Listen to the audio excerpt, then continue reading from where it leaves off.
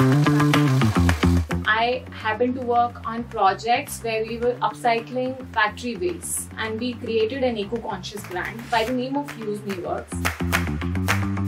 We respect the planet because we mostly work with upcycled materials, saris and other materials as well.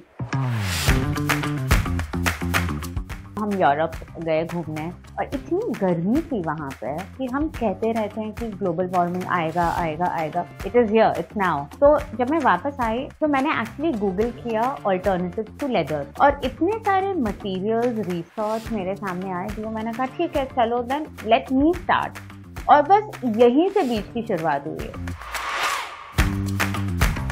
Which in Sanskrit means second life. So essentially we are giving second life to the used jeans here.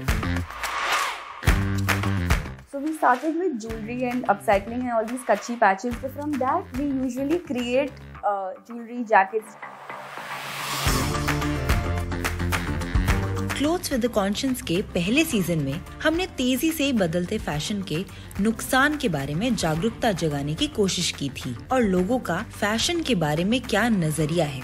उद्योगों में टिकाऊ और नैतिक कामकाज के बढ़ने के साथ फैशन उद्योग भी इसे अपना रहा है. हमने टिकाऊ विकल्पों के साथ पर्यावरण और समाज पर पड़ने वाले असर पर बात की. टिकाऊ विकल्प पेश करने वाले बहुत से डिजाइनर और ब्रांड जो पुराने कपड़ों से फैशन की नई चीजें तैयार कर रहे हैं वो एक मंच पर मौजूद है. आज हम उस मंच के बारे में बात करेंगे जो टिकाऊ फैशन को जगह दे रहा है.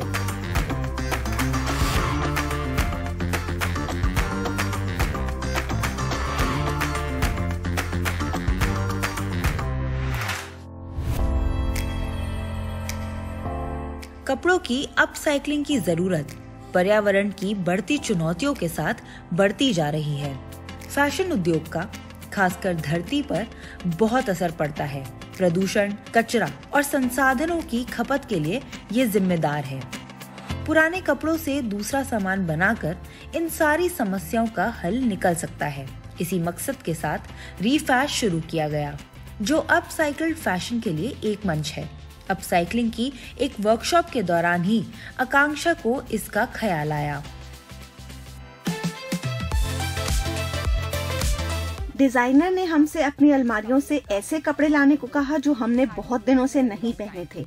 तो मैं 2-3 ऐसे कपड़े लेकर वर्कशॉप में गई और उस 1 घंटे की वर्कशॉप के दौरान डिजाइनर ने उन कपड़ों को थोड़ा सा बदलकर बिल्कुल नया बनाने में मदद की. 1 घंटे के बाद जब मैं निकली तो मेरे पास 2 ऐसे कपड़े थे जो मैं अब पहन सकती थी. ये मेरे लिए प्रेरणा का पल था. मैंने बहुत समय शोध करने और ये समझने में लगाया कि अपसाइक्लिंग और टिकाऊपन के क्षेत्र में क्या हो रहा है. ऐसी बहुत सी कंपनियां थी जो पुराने कपड़ों से नए कपड़े बना रही थी. इनमें बिक्री के बाद वाले कपड़े भी थे और कारखानों में बेकार पड़े कपड़े भी. बस एक ऐसे मंच की कमी थी जो इन सबको साथ लाए और उपभोक्ता तक पहुंचाए. एक ऐसा मंच जहां अपसाइक्ल्ड कपड़े, गहने, जूते सभी कुछ मिले. मौजूदा कपड़ों से नए कपड़े बने तो उस कचरे में कमी आएगी जो कचरे के ढेरों को बढ़ाएंगे या फिर जलाए जाएंगे. इससे पानी, ऊर्जा और प्राकृतिक रेशों की मांग भी घटती है और रीफैश का यही मकसद था कि अपसाइक्ल्ड कपड़ों से होने वाले पर्यावरण के फायदों पर ध्यान खींचा जाए.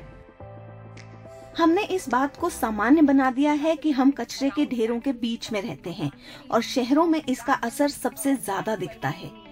वो एक कपड़ा जो कचरे के ढेर में जा रहा है उसे अपसाइक्लिंग के जरिए नई जिंदगी मिलती है. यानी पॉलिएस्टर जैसा कपड़ा जो प्राकृतिक रेशे से नहीं बना है उसे गलने में करीब 200 साल लगते हैं और उससे समंदर और जमीन दोनों प्रदूषित होते हैं. उस तरह का कपड़ा बचा लिया जाता है और उसे एक नया जीवन मिलता है. अपसाइक्लिंग की यही खूबी है कि उसके साथ वो संसाधन और सामान भी इस्तेमाल हो जाते हैं जो पहले से बने हैं, क्योंकि आप उसे एक दूसरा जीवन दे रहे हैं. इसका एक फायदा ये भी है कि आप नई ऊर्जा और नए संसाधनों का इस्तेमाल नहीं कर रहे हैं. इस मंच के लिए कंपनियां चुनने में रीफैश खास पैमानों पर पालन करता है. तो हम हर उस कंपनी के साथ गहन चर्चा करते हैं जो हमारी वेबसाइट के मंच पर आना चाहती है, और अगर कंपनी उसी शहर में है जहां हमारी टीम का सदस्य है तो वो जाकर ब्रांड और स्टूडियो और उस कंपनी की पूरी प्रक्रिया का जायजा लेते हैं। हमारी एक विस्तृत प्रश्नावली है जिसमें उनका कच्चा माल कहां से आ रहा है, सप्लायर कौन है, बिक्री के बाद से लेकर कपड़े बनने के बाद तक के कचरे का क्या होता है, पुराने कपड़े कहां से आते हैं, उत्पादन की गुणवत्ता कैसी है, ये सारे सवाल होते हैं।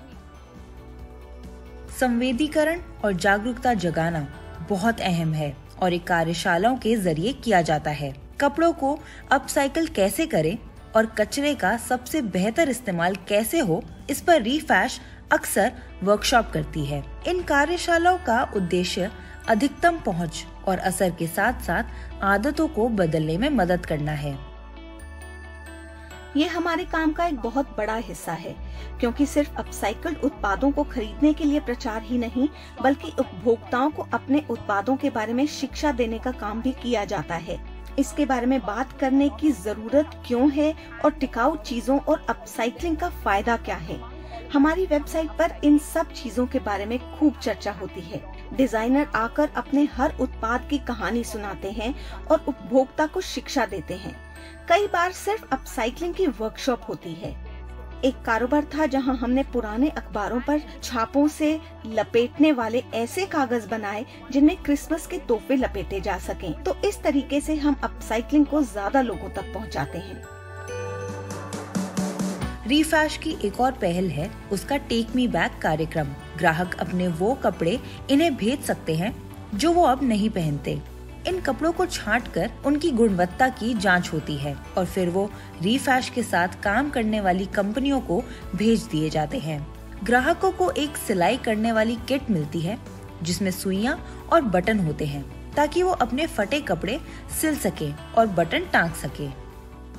आकांक्षा टेक मी बैक कार्यक्रम के तहत आए कपड़े महक के पास लाई हैं, जो एक label we are label less चलाती है। ये एक ऐसी कंपनी है जो पुराने कपड़ों से नया सामान बनाती है। बाहर से फैशन उद्योग में हर तरफ चकाचौंध और चमक दिखाई देती है, लेकिन अंदर जाकर देखने पर इसकी समस्याएं समझ में आती हैं। दरअसल बर्बादी सबसे बड़ी समस्या थी। लैंडफिल हो या बांग्लादेश में राना प्लाजा का ढहना, इन सब बातों के बारे में जब पता चला तो हमें एहसास हुआ कि हम ऐसे डिजाइनर नहीं बनना चाहते जिनके कारण कचरे में और इजाफा हो। हम चाहते थे कि इसमें हमारे साथ साथ धरती का भी फायदा हो। इसी तरह से वी आर लेबल लेस वजूद में आई।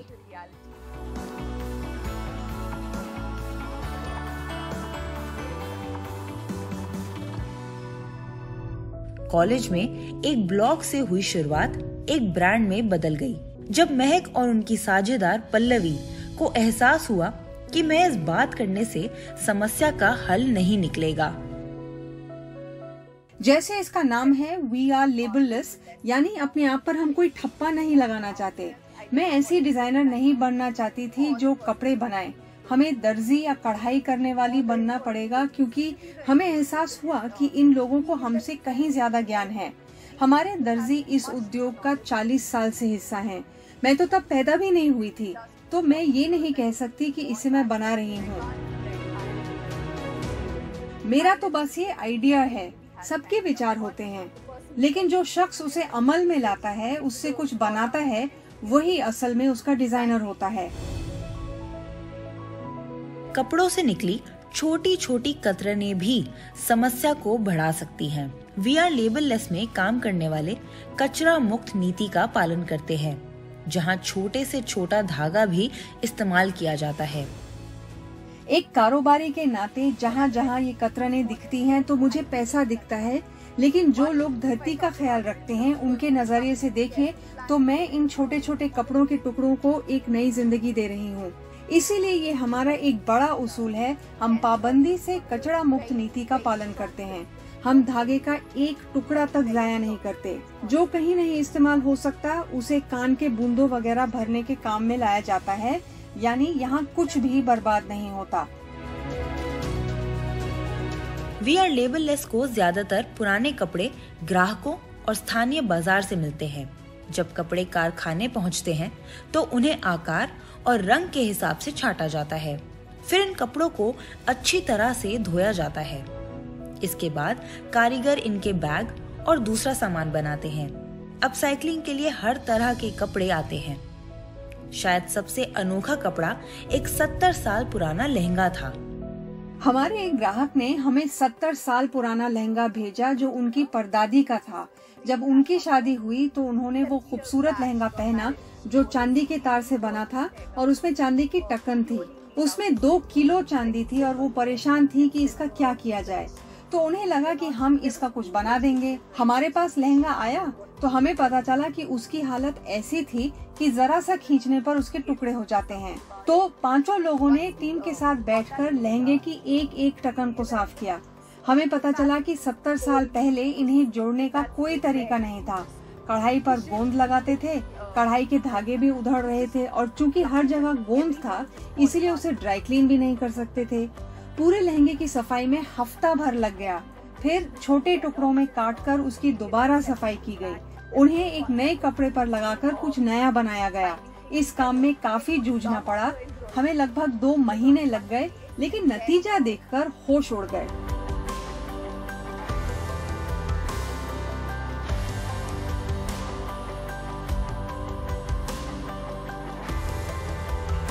ब्रेक के बाद मिलेंगे 2 ऐसे उद्यमियों से जो हजारों लीटर पानी बचा रहे हैं, वो भी डेनिम को कॉन्शियस देकर।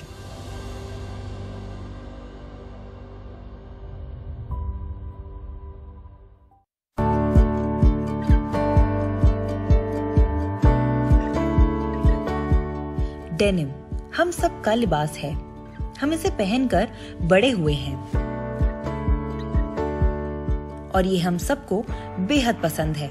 ये स्टाइलिश भी है और आरामदेह भी। नौजवान और बुजुर्ग सभी पहनते हैं और हर मौके पर पहना जा सकता है। फैशन उद्योग में डेनिम का काम दुनिया भर में होता है, लेकिन इसका कपास उगाने से लेकर इसे रंगने और बनाने में पर्यावरण का बहुत नुकसान होता है। एक जोड़ी जीन्स के लिए कपास उगाने में 1000 लीटर पानी की जरूरत पड़ती है। फेडेड या पुरानी दिखाने के लिए 50 लीटर पानी और लगता है।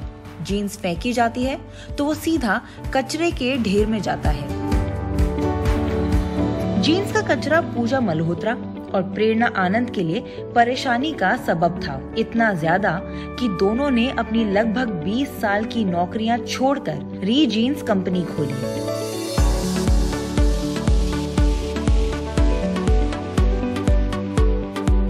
I'm Pooja Malhotra and I'm one of the founders of Regine.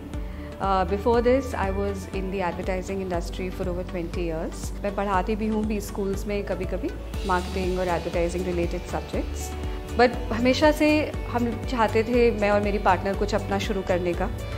जब हमने अपने आसपास देखा कितना waste है, कितना environment issues भी हो रहे हैं और तब हमें लगा कि कुछ इस area में हमें करना चाहिए। So the inspiration behind Regine was actually my little son Satvik. उसके स्कूल से एक रिक्वायरमेंट थी कि जो स्कूल बैग्स रहेंगे वो कपड़े के होने चाहिए एंड प्रेफरेबली रिसाइकल्ड और अपसाइकल्ड।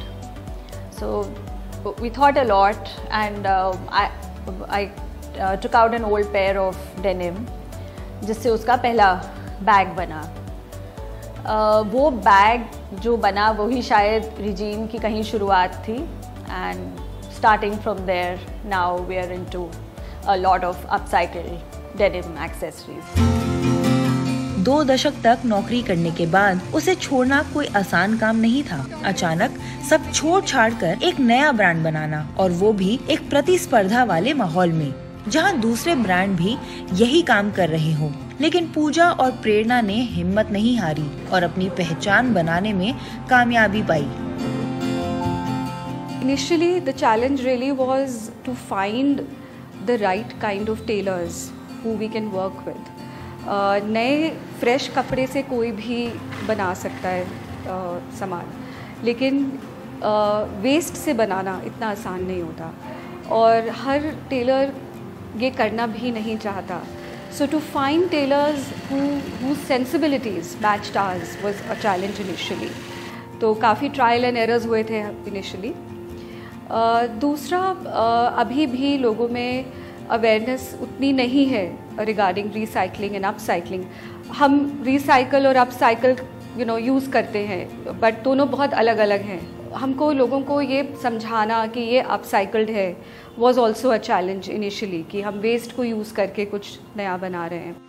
एक प्रोडक्ट डिलीवर हुआ था down south and the customer picked up our card and called us and उन्होंने बोला कि this has been one of the best upcycled products that it was a sling bag. He ordered a sling bag. Now he is also wanting to place an order with us at a corporate level. So वो एक बहुत अच्छी feeling थी जब customer reached out to us and gave us such a positive feedback. Ramesh Chand यहाँ के सबसे वरिष्ठ मास्टर जी या दर्जी हैं और रीजीन में 4 साल से काम कर रहे हैं। उनकी जिम्मेदारी ये देखना है कि कपड़े का हर टुकड़ा और कतरन का सही इस्तेमाल हो। मैं लैपटॉप के लिए बैग बनाता हूँ, टोट बैग बनाता हूँ, बच्चों के पाउच बनाता हूँ, स्कूल के लिए बच्चों के बनाता हूँ। और असल बात हमारी कंपनी की ये है, छोटा से छोटा कपड़ा उसको मैं वेस्टेज नहीं जाने देता हूँ, क्योंकि वेस्टेज जाने से क्या है कि वो इधर पड़ा उधर पड़ा, तो इससे पर्यावरण के लिए बहुत नुकसान है। हमारा ये प्रयास रहता है कि छोटे छोटे कपड़े को मैं कहीं ना कहीं यूज करूँ।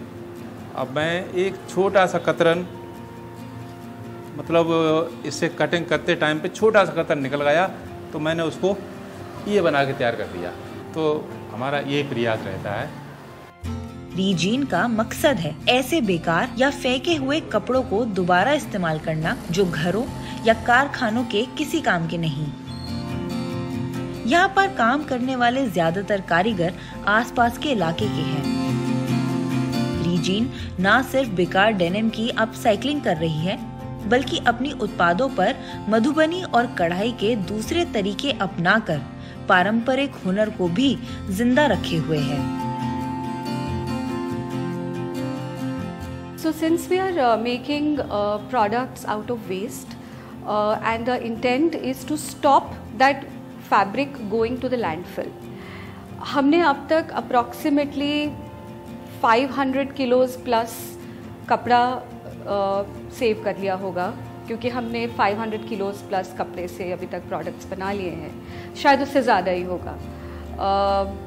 Other than that, we also are helping the local communities of artisans, of tailors, plus कुछ ऐसे crafts हैं हमारे इंडिया में, जैसे कि मधुबनी आर्ट है, एम्ब्रॉयडरी है, पेंटिंग है, क्रोशे है। तो ये कुछ रीजनल क्राफ्ट्स हैं जो हम अपने प्रोडक्ट्स में इंट्रोड्यूस करते हैं, and that also helps in keeping these alive.